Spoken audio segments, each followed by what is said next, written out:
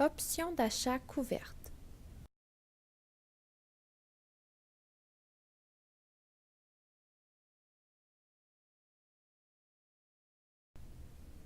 Une stratégie d'option d'achat couverte implique la vente d'une option d'achat portant sur un titre détenu, mais consiste aussi à vendre une option d'achat et d'acheter pour 100 titres du sous-jacent simultanément. Le prix d'exercice choisi devrait représenter le prix de vente idéal auquel le négociateur juge convenable de vendre les titres du sous-jacent. La vente de l'option d'achat permet de réduire le coût d'achat du sous-jacent.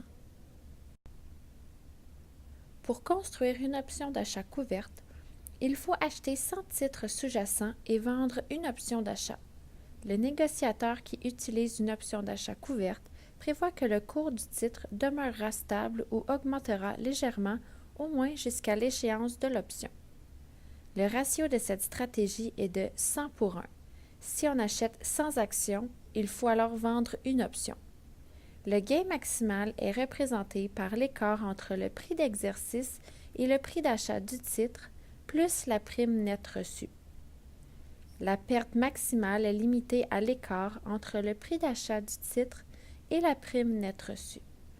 Le seuil de rentabilité correspond aussi à l'écart entre le prix d'achat du titre et la prime nette reçue. Examinons le diagramme de rendement. A représente le prix d'exercice de l'option d'achat vendue. Le seuil de rentabilité est représenté par le point. Si le cours du titre est supérieur au seuil de rentabilité à la date d'échéance, un profit limité est réalisé. Par contre, si le cours du titre est inférieur au seuil de rentabilité à la date d'échéance, une perte limitée est réalisée. Dans une stratégie d'option d'achat couverte, la perte maximale survient lorsque le cours du titre a une valeur de 0.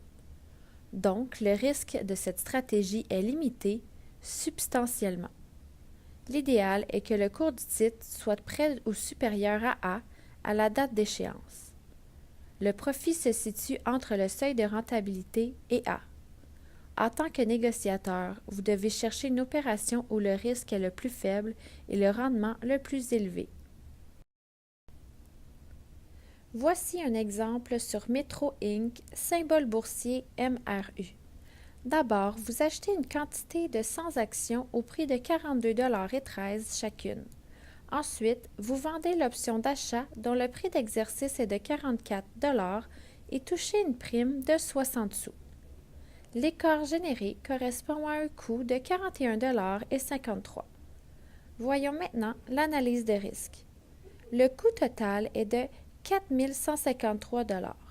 Le gain maximal est de 247 $, soit l'écart entre 44 et 42,13 $, plus la prime nette reçue de l'option de 60 sous.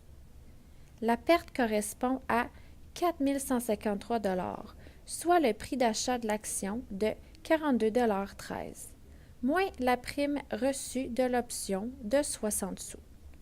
Le seuil de rentabilité se situe à 41,53 $ et l'option a une durée de 126 jours. Dans la première colonne, nous avons une simulation des cours de l'action à la date d'échéance. Si le cours est inférieur à 41,53 $, soit le seuil de rentabilité, l'option d'achat est hors jeu. La perte nette correspond alors à l'écart entre le cours de l'action à l'échéance et le cours d'achat du titre, plus le crédit lié à l'option d'achat vendue. Entre 41,53 $ et 44 $, l'option d'achat est toujours hors jeu, mais un profit est réalisé. Si le cours est supérieur à 44 $, l'option d'achat sera en jeu. Le profit net sera alors l'écart entre le cours de l'action à l'échéance et le cours d'achat du titre diminué de la valeur de l'option d'achat, plus le crédit lié à l'option d'achat pour un profit net de 2,47 $.